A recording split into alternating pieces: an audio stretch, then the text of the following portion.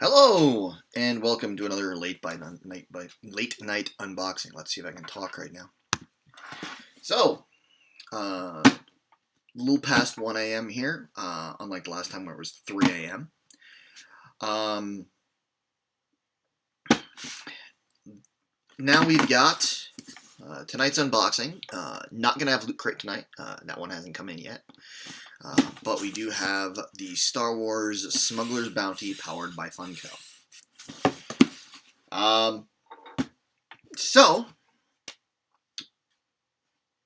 as with the past, we'll get into this in just a moment. So, to get you a little roundup on the Smuggler's Bounty. Smuggler's Bounty is powered by Funko, makers of Funko Pops.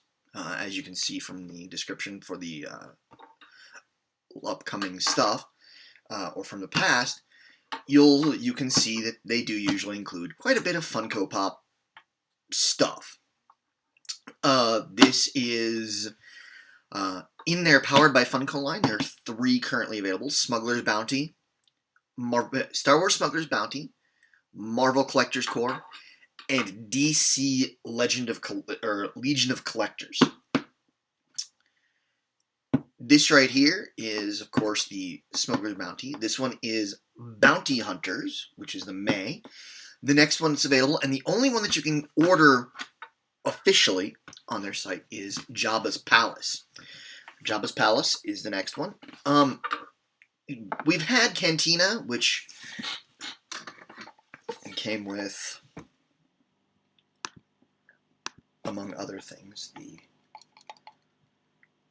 fight-ready Obi-Wan Kenobi.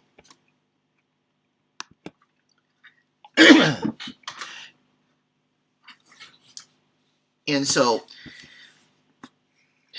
now, if you look at my past videos on my YouTube channel, these are available at smugglersbounty.com. If you're watching me on Twitch, they are down below in the channel information. If not, and you're on YouTube, just smugglersbounty.com. Now, with all of this so far, and this is not a guarantee for all the past boxes, but for many of them, if you go to the website and you subscribe to the coming box, in this case, the Smuggler's Bounty, if you wanted the Bounty Hunters box because you like what's in here, you can subscribe, get the next one, Jabba's Palace, and at the same time, and this only happens when you initially subscribe, unless you cancel and resubscribe, you can, in some, not necessarily all, but in most cases, subscribe and order, of course, an additional fee, past Smuggler's Bounty, or if you're on the Collector's Corps crates. I can't speak to the League of Collectors, the DC one, because I don't do that. It's just not one that piqued my interest. Plus, it comes out the same month as Star Wars, and I care much more about Star Wars than I do DC. Sorry. So, I've heard a little bit about what's in here. Not a huge amount, though. But let's get going. As you can see, it's pretty much your normal box. You get the Star Wars Smuggler's Bounty. Sides. Back shows this powered by Funko and the usual stuff. The top's got, in this case, it's Bounty Hunter. It's got a little Funko Pop style Boba Fett. Not going to show you the bottom. That's where my address is. Get that out. Got the tape. And new box. Okay, so start all of them. We start with the pin and patch. We'll take these out and I'll give you a little closer view. Each month, the Smuggler's Bounty comes with a pin and patch. They also do this with the Collector's Corps on the Marvel side. Again, I know nothing about the DC. Sorry. This month, we've got Bosk as the pin, one of the infamous Star Wars bounty hunters. And then on the Bounty Hunters patch,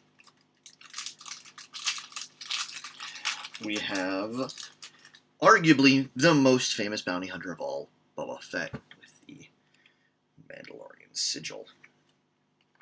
I'll delve deeper in the box. Okay, not a terribly deep dive box this time. I'm going to put the box on the floor, and I'm seeing exactly what's in there now. So, we have the patch, the pin, we have the t-shirt. So, take a look at it. We have the t-shirt.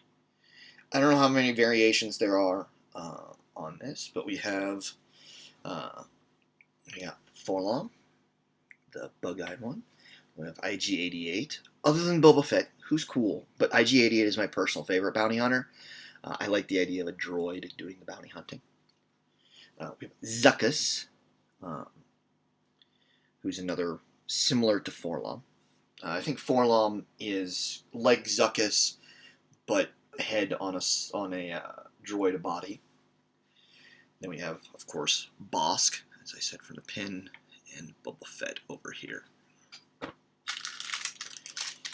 And now, like I said, the box is not terribly deep this time. We've got 2 Funko Pops.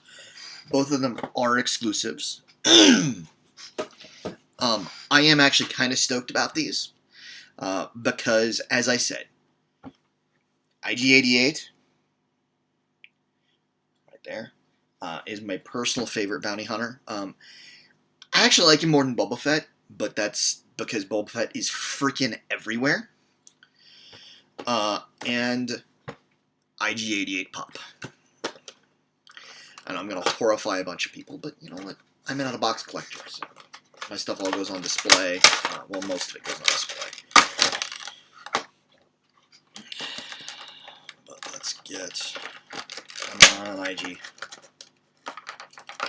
Got the IG-88. Not a lot of bobble to his head, but that's fine. He's gonna go over with the rest of my collection. Nice couple of pins. Let's see how he stands without. He's not terribly stable without a base.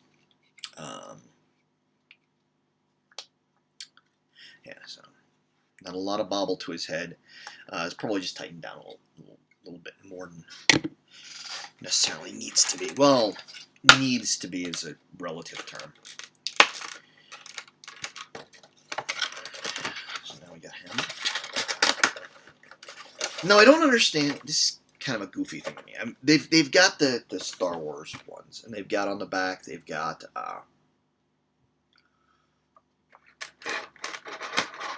on these are a lot of the Walgreens exclusive ones.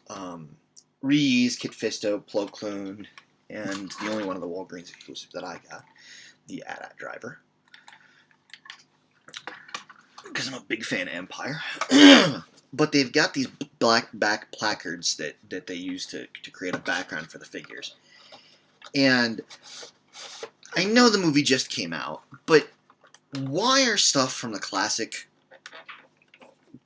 trilogy getting the First Order Force Awakens background? It's just not a big deal, but it's something that bugs me a little bit, being a Star Wars geek. And then next we have Boba Fett. Now you're like, but wait, there have been like 30 million Boba Fett Funko Pops.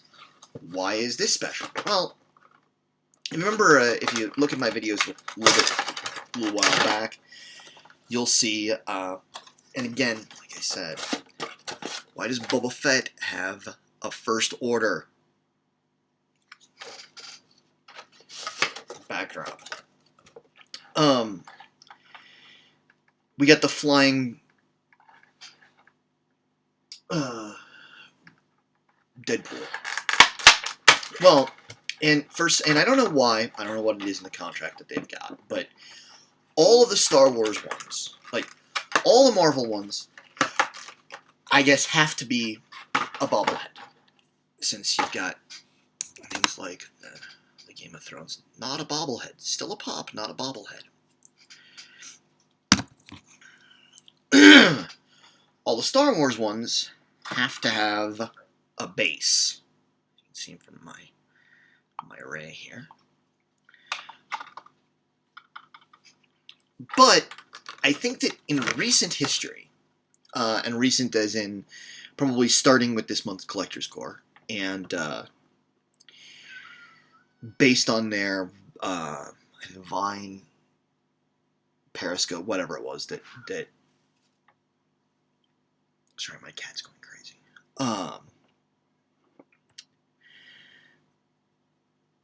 That the guys over at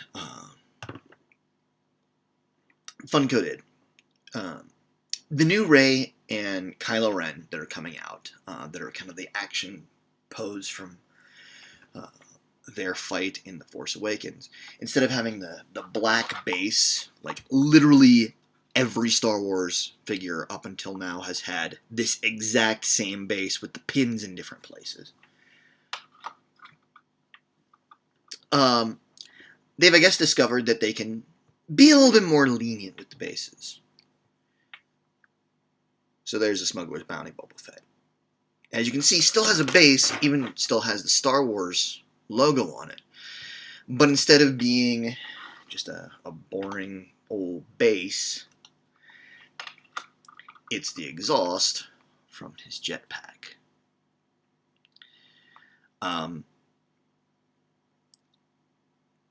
I dig this. This is actually literally my favorite Boba Fett that I've seen. I have the prototype Boba Fett that was a Walgreens exclusive. It's the white armored Boba Fett. This, not a head bobble to this one.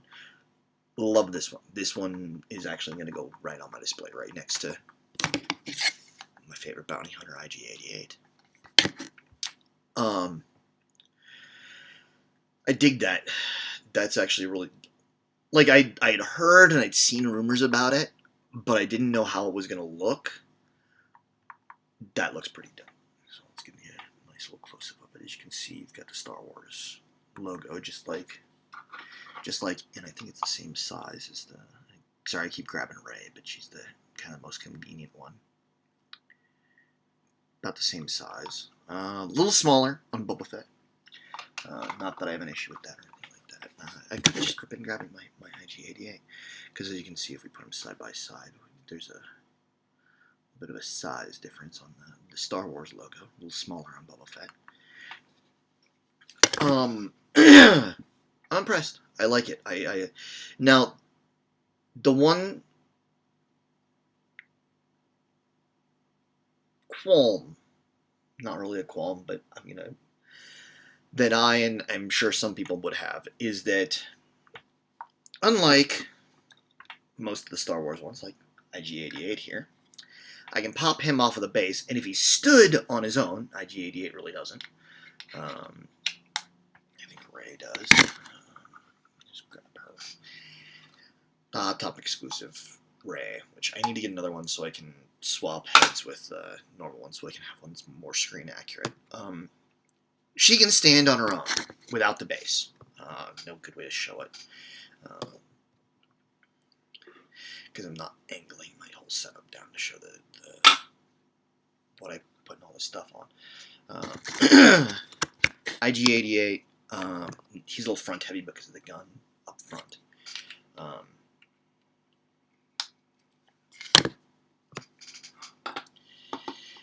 But there's no... Boba Fett could not stand without this base. His feet are not in a stance that would allow for that. But it might be nice if they'd included a separate flying stand aside from the exhaust. Some people just prefer that. I don't. I would still leave him on this because you can tell all of mine are still on their bases because I like them exactly the way that they'd come out of the box. But I dig it. This is...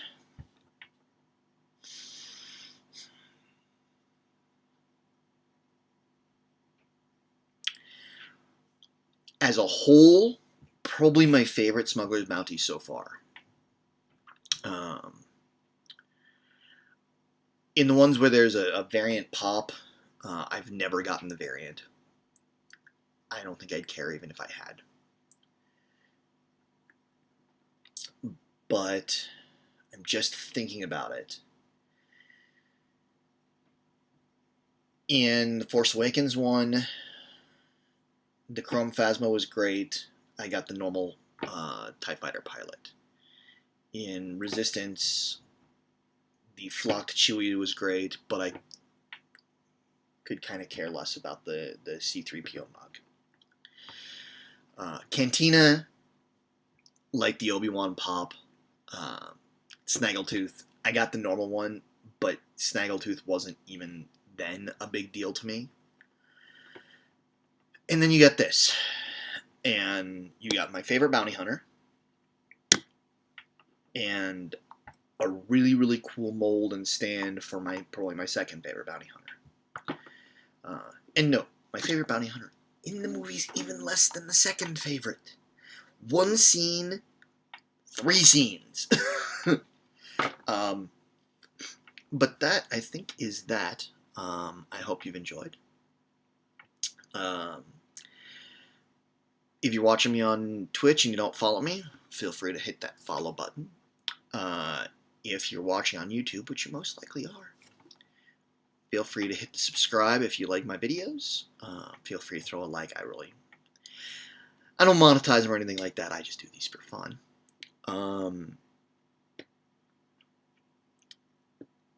But yeah, so feel free to subscribe. Feel free to like.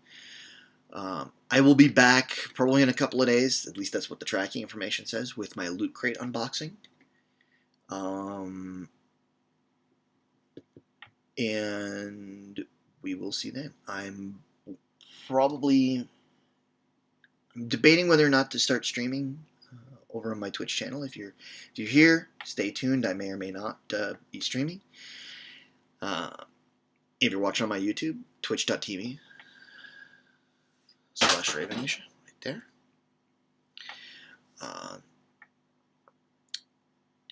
Where you can watch me game, and I do these unboxings, as you could just hear, live. I don't edit these. I put them right from my Twitch archive straight into YouTube. I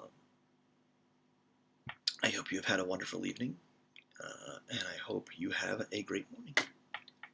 And if you're not watching at one of those times, have a great rest of your day. Enjoy.